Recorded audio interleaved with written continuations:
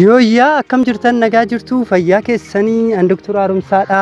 Haras mata duree haaraan walitti deebinee jirra. Mata dureen keenyaarraa akkamitti dandeettii walqunnamtii saalaa raawwachuu dabaluu dandeenya yookiin yeroo dheeraa gochuu dandeenya kan jedhudha. Egaa walqunnamtii saalaan jireenya ilma namaa keessatti baay'ee murteessaadha. Akkasumas immoo hariiroo jaalala akkasumas gammachuu jaalalleewwan akkasumas haadha manaa fi abbaa manaa jidduu jiru dabaluu keessatti iddoo guddaa qaba.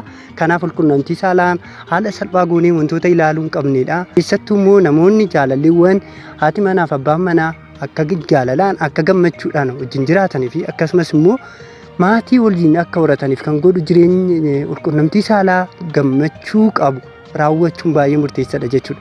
Walqunnamtii saalaa akkuma jireenya keessatti wantoota nu barbaachisan dalagaa kaawwaniitis walqunnamtii saalaas baay'ee murteessaadha. Haala isaan lachuu gammachiisuu danda'uun raawwachuun dirqama.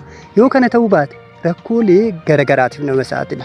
Kanaaf dursanii rakkoolee walqunnamtii saalaa qaban akkasumas immoo hanqinnaa fi jabina qaban beekanii walqunnamtii saalaa rakkoolee jiru fooyyessuudhaan walqunnamtii saalaa gammachuu qabu walqunnamtii saalaa jaroonni lachuu itti gammadan isaan lachuu itti tole raawwachuun baay'ee murteessaadha. Kana ta'uu baannaan egaa beekamaadha. Namoonni kunniin gammachuudhaan wajjin jiraachuu akkasumas immoo jireenya walii qabaatanis haga jireenya waliikutti ga'uu danda'u. Inni guddaan jarri lamaan jaalallee fi jaalalleewwan akkasumas immoo abbaan manaa fi haati manaa ifaan waliin dubbachuun baay'ee murteessaadha. Yeroo baay'ee akka safuutitti ta'ee waa'ee walqunnamtii saalaa yeroo dubbatamu hin mul'atu. Kuni garuu sirrii miti.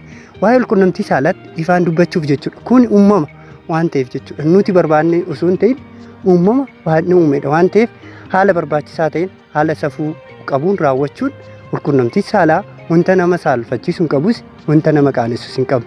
Kanaaf waa'ee walqunnamtii saalaa dubbachuu fi irratti mari'achuunis qaanii hin qabu akkasumas badii miti. Yoo danda'an walqunnamtii saalaatti haati manaa akkasumas jaalalleewwan yeroo fudhatanii irratti dubbachuun baay'ee murteessaadha. Keessattuu haala isaan lachuu gammachiisuu danda'u noora kan raawwatamu ta'e jaalala isaan jidduu jiru cimsuu akkasumas waliin jireenya isaanii gara fuulduraa jiru baay'ee tokko waan jabeessuuf kana gochuun dirqama nama hundumaati. Egaa yeroo baay'ee kan ilaallamu akka hawaasa keenyatti maalidha? Keessattuu fedhiin dubartootaa yeroon itti eegamu hin jiru. Maalidha? Yoo dhiirri fedhii isaa kan ba'u ta'e dubartoonnis akkasuma fedhii isaa isii waan baatetti waan ilaaluuf yeroo baay'ee dubartoonni safuurraas kan ka'e yeroo baay'ee walqunnamtii saalaatiin yeroo gammadaa ta'an hin mul'atan. Keessattuu dubartoonni walqunnamtii saalaatti yoo gammadaa hin taanes ifa baasanii waan hin dubbanneef rakkoo walqunnamtii saalaatiin jiru gara biraatti fudhachuudhaan akka jeequmsi uumamu akka rakkoon hariiroo isaan gidduutti uumamu taasisu. Egaa hin beektu yeroo baay'ee kallattiidhaan waa'ee walqunnamtii saalaatti kan hin dubbatamu jechuudha. Abbaan manaa fi haati manaa tokko jechuudha. Sababa biraa godhachuudhaan hanga waliikutti ga'uu danda'u jechuudha. Kanaaf haala danda'ameen walqunnamtii saalaa dursa hubannoo qabaachuudhaan rakkoo jiru beekuun irratti dubbachuun immoo hanqina qabasan haala danda'ameen fooyyessuun ni danda'ama. Wanti isin tokko hubachuu qabdan tokkos ni jira. Asirratti mata duree koo har'aa kanarratti wanti tokko isin hubachiisuu barbaadu jira. Marsaalee hawaasaa garaagaraa wantoonni argitan baay'een dhugaa jiru miti. Keessattuu warroonni dhiiraa yeroo hundumaa akka rakkoo qabanitti of kan ilaalanidha. Kun sirrii miti. Dhiironni baay'een akkasumas shamarroonni baay'ee rakkoo walqunnamtii saalaa raawwachuu hin qaban. Haa ta'u malee sodaa fi yaada odeeffannoo marsaalee hawaasaa irraa argatanii fi akkasumas immoo odeeffannoo namarraa dhaga'aniin of cinquudhaan walqunnamtii saalaa gahaa hin taane fi akkasumas immoo walqunnamtii saalaa hiriyaa isaanii hin gammachiisne yeroo itti raawwatantu jira. Kanaan alattis yeroo baay'ee itti dhiphatantu jira jechuudha. Yeroo waan baay'ee itti dhiphatan akkasumas immoo walqunnamtii saalaa kana raawwachuudhaan balaa garagaraaf yeroo itti of saaxilantu jira. Keessattuu dargaggoonni qoricha baagiraa jedhamu fayyadamuudhaan rakkoo fayyaa hedduuf ol saaxilaa jiru. Biyya keenya keessatti keessattuu barattoonni naannoo yuunivarsiitii jiran qoricha kana ogeessa yaalaa malee faarmaasiidhaa deemuun bitachuudhaan balaa guddaaf saaxilaa jiru. Qorichi kun ajaja ogeessaa malee kennamuu hin danda'u. Kanaan alattis jechuudha. Yoo rakkoolee fayyaa biroo hin jiraannetti qorichi kun hin kennamu. Haa ta'uti malee namoonni baay'ee yeroo ammaa kanatti dargaggoota baay'ee akka argaa jirrutti qoricha kana haala baay'inaan haala dabalaa jiruun fayyadamaa jiru. Kun sirrii miti. Akka walii galaatitti wanti isin hubachuu qabdan dargaggoonni keessattuu dargaggoonni hubannoo akka qabaatan isiniif dhaamuu barbaadu. Walqunnamtii saalaa raawwachuu irratti nama hundumtuu jechuun ni dandeenya. Rakkoolee fayyaa sasalphoo ta'anii fi akkasumas rakkoolee xiinsammuu muraasa ta'anii alatti namoonni hundumtuu hanqina isaanii sasalphaa ta'anii yookaan sirreessan ta'e walqunnamtii saalaa hiriyaa isaanii gammachiisuu akka danda'anitti raawwachuu ni danda'u. Garuu baay'ee tokko of dhibbisuu qaban. Walqunnamtii saalaa akkana masaalee hawaasaarraa wantoonni dhaga'an wantoonni barreeffamni isaan dubbisan keessattuu yeroo ammaa kanatti marsaaleen hawaasaa yuutuubaroota garaagaraa yoo fudhan ogeessa yaalatii miti isaan baay'inni isaanii jechuudha. Wantoonni isaan haasa'an wantoonni isaan godhanis dhugaa jiruu fi akkasumas fayyaa qaama keenyaa fi kan waliin qabannedha. Keessattuu yeroo tokko yoo viidiyoolee marsaalee hawaasaarra yoo gallakkifamanii yeroo ogeessa yaalaa ta'anii ilaalu baay'ee kan nama raajanidha. Dhugaa jiruu fi wanti isaan barreessan akkasumas wantoonni isaan dubbatan baay'ee kan gargar ta'edha. Kanaaf odeeffannoo sobaa marsaalee hawaasaa akkasumas yuutuubii irraa arginuun waan argine san akkasumatti kallattiidhaan fudhannee dhugaadha jennee yaaduu qabna. Kanaaf of eeggannoo guddaa akka gootanidha. Kallattiidhaan gara mata duree kiyyaatti yoo kan deebi'u ta'e akkamitti mee dandeettii walqunnamtii saalaa raawwachuu dabaluu dandeenya? Akkamitti dandeettii walqunnamtii saalaa gaafii akkasumas hiriyaa keenya gammachiisuu danda'u akkamitti raawwachuu dandeenya? Tokkoffaa irratti walqunnamtii saalaan dura miira ol kakaasuu akkasumas immoo ol dhungachuu wal tuttuqqiin guddaa baay'ee barbaachisaadha. Miira ol kakaasuu jechuudha. Miira ol kakaasuun baay'ee murteessaadha. Egaa asirratti keessattuu warroonni dhiiraa kan yaadan qaamni saalaa dhiiraa yoo qaama saalaa dubartii keessa seene qofa kan isaan gammachiisu jedhaniiti kan yaadu. Kun sirrii miti. Egaa dubartoonni baay'een haga parsantii 18 ta'an keessattuu jechuudha. Tuttuqqii qofaan dhungoo qofaan fedhii ishii guutuun ni danda'ama baasee. Kanaaf haala danda'ameen tuttuqqii fi akkasumas immoo dhungoo garaagaraa walqunnamtii saalaan dura jiru baay'ee murteessaadha jechuudha. Kanarratti yeroo baay'ee namoonni miira isaanii to'achuu dadhabuudhaan gara walqunnamtii saalaatti deemu. Kun baay'ee rakkisaadha jechuudha. Walqunnamtii saalaa qulqullina hin qabne akkasumas hiriyaa saalaa faallaa isaanii ta'e gammachiisuu irratti baay'ee rakkisaa ta'a jechuudha. Haala danda'ameen qaamni saalaa dhiiraa qaama saalaa dubartii keessa waan gale qofaaf isii gammachiisa. Akkasumas immoo qaama saalaa keessa seennee walqunnamtii saalaa raawwannu ishii gammachiisa. Haga fe'een walqunnamtii saalaa yoo kan miira ishiin kakaasne akkasumas miira walqunnamtii saalaa keessa kan ishiin galchine yoo kan ta'u ta'e walqunnamtii saalaa hiikaan qabu. Kanaaf dursinee walqunnamtii saalaa yeroo raawwannu dhiirris ta'e dubartiinis ta'e miira keessa ol seensisuun baay'ee murteessaadha jechuudha. Miira keessa ol seensisuun baay'ee murteessaadha. Lammaffaa irratti warroonni dhiiraa walqunnamtii saalaa yeroo raawwannu yoo dafnee dhangala'aan qaama keenya keessaa dafee kan jigu ta'e mala dhaabuu eegaluu jedhu jechuun kunis maalidha? Yoo walqunnamtii saalaa eegallee miirri dhangala'aan qaama kormaa keenya jiguuf yeroo ta'utti jechuudha. Miirri akkasii nutti dhaga'amuuf jiru ta'e jidduutti dhaabne daqiiqaa muraasa booda eegaluu jechuudha. Kunis maalidha? Yeroo walqunnamtii saalaa turtii walqunnamtii saalaa akka dheeratuuf nu gargaara jechuudha. Dhaabne eegaluu. Sadaffaa irratti waan haaraa yaaluu. Egaa jaalalleewwanii fi akkasumas abbaan manaa yeroo hundumaa haala wal fakkaataa iddoo wal fakkaataadhaan walqunnamtii saalaa raawwachuu qaban. Danda'ameen wantoota haaraa iddoo haaraatti jechuudha walqunnamtii saalaa. Egaa namoonni erga walii amanamanii haadha manaa fi abbaa manaa erga jaalallee ta'anii walqunnamtii saalaa haala barbaadanitti haala fedhii isaanii ta'etti erga isaan lamaan jidduutti ta'e rakkoo hin qabu jechuudha. Kanaaf wantoota haaraa yaaluu, iddoo garaagaraa haaraatti ilaaluu, iddoo isaan gammachiisutti yaaluu, kutaa jijjiiruu haala garaagaraatiin yaaluun baay'ee barbaachisaadha jechuudha. Kunis maalidha? Gammachuu walqunnamtii saalaatirra argamus ni dabala. Inni biraa hariiroo isaanis ni dabala jechuudha.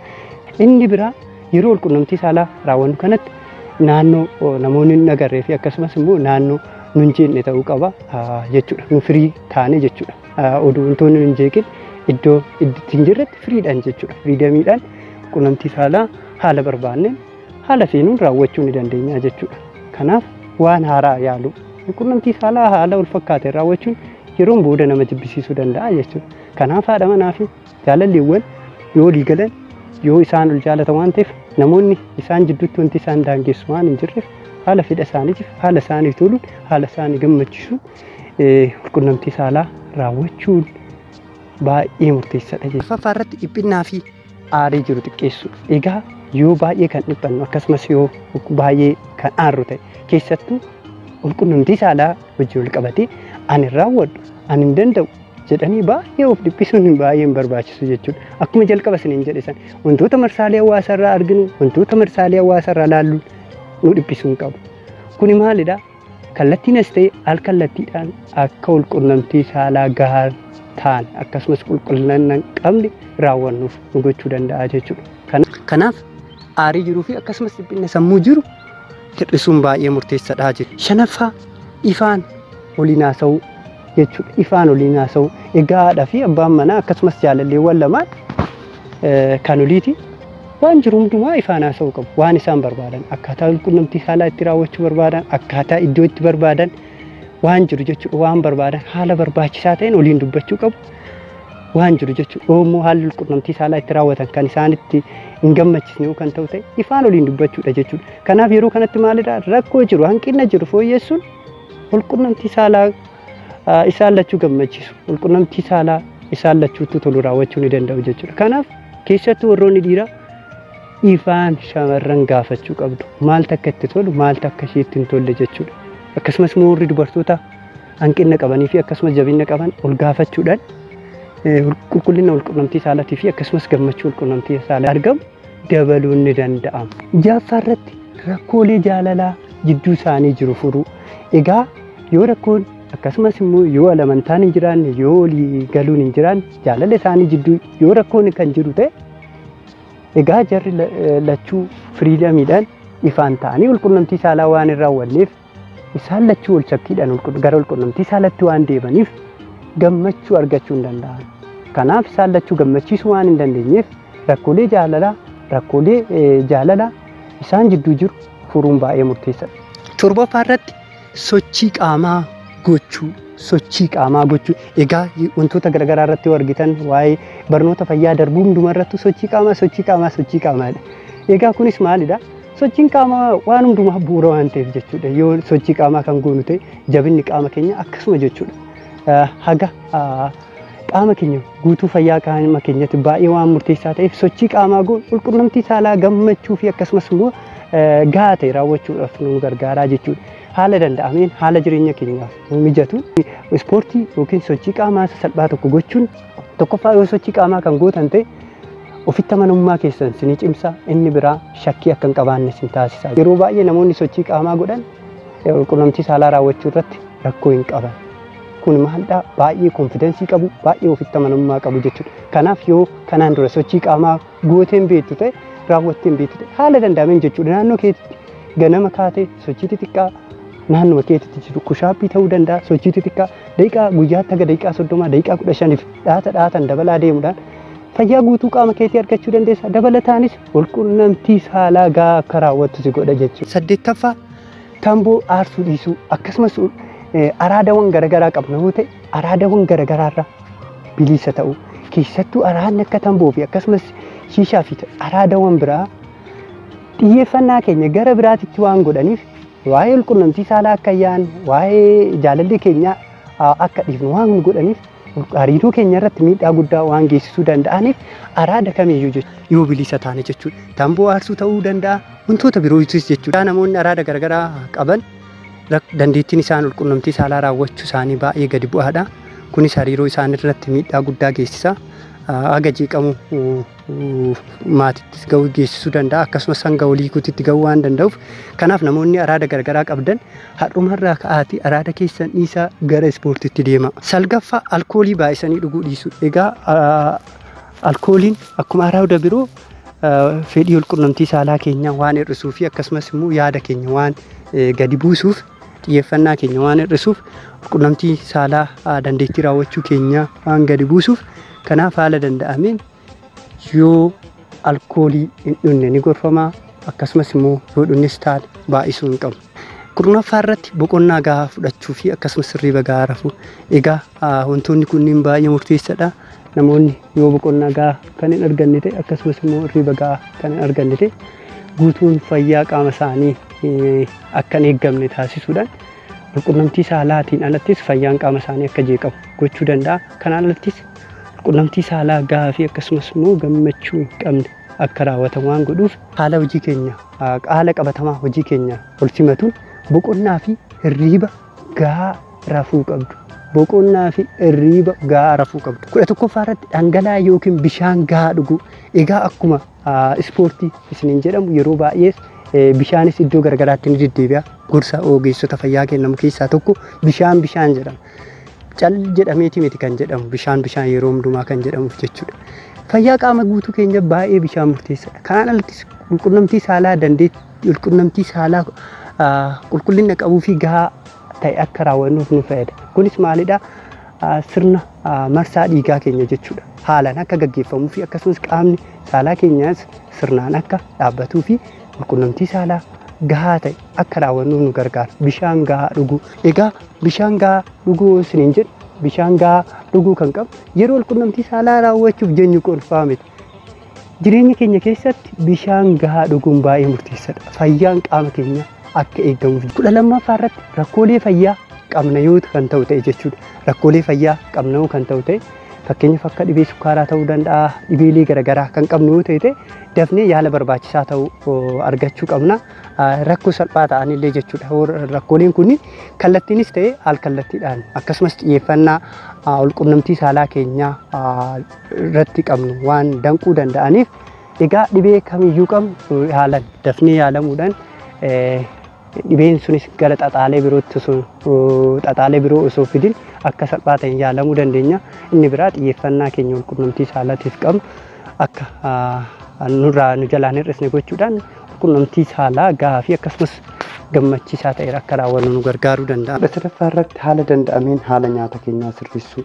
Haala danda'ameen nyaata fuduraa fi muduraan baay'ate yoo nyaanne ni gorfama. Egaa akka waliigalaa irratti nyaata sirreessuun baay'ee murteessaadha. Fayyaa keenya akka guutuu waliigalaatti jechuudha. Qunnamtii saalaaf qofa osoo hin ta'in jechuudha. Nyaata keenya haala nyaata keenya sirreessuu. Dhumarratti yoo wantoota kana gootanii qunnamtii saalaa raawwachuun kan isin rakkisu yoo kan ta'u ta'e jechuudha. Jaalallee keessan kan gammachiisuu hin dandeenye fi akkasumas qunnamtii saalaa raawwattan irraa gammachuu argachuu kan hin dandeenye yoo kan ta'u ta'e ogeessa yaalaa mariisisuun barbaachisaadha. Egaa rakkooleen qunnamtii saalaa akkuma rakkoolee fayyaa biroos yaala qabu waan ta'eef akka waliigalaa irratti namoonni rakkoo qaban baay'ee muraasa. Isaan rakkoo qaban sun wantoota armaan olitti isiniin jedhe san gootanii yoo yaala kan yoo qunnamtii saalaa gahaa fi akkasumas gammachiisaa ta'e kan hin raawwanne ta'e gara mana yaalaa deemuudhaan ogeessa yaalaa mariisisuudhaan yaala gahaa akka argattan isiniin jedha. Gaafii fi yaada qabdan naa qooduu dandeessu akkasumas immoo mata duree asirrattis ta'e mata duree biraa irratti jechuudha. Viidiyoo haaraa fi akkasumas immoo bifa barreeffamaan wanta isin dhiyeessuu barbaadanoo jiraate koomentii naa gochuu dandeessu. Akkasuma immoo yaadaa fi gaafii keessanis as jalatti naa qooduu dandeessu. Chaanaalii keenyaaf namoonni haaraa taatan asumaan sabiskiraayib laayik gochuun akka nutti dabalamtan isiniin jenna. Firootaa fi akkasumas hiriyoota keessanii qooduudhaan barumsi fayyaa fi akkasumas fayyaa wajjin wal qabatu yeroo garagaraatti kan lakkisu akka isaan bira ga'u akka gootan isiniin jenna. Kanarraa isinii qabadhee dhufe kanuma waan na wajjin turtaniif guddaa galatoomaa isiniin jedha. An Dr. Haaromsaadhaa. Fayyaa ta'aa, nagaa ta'aa.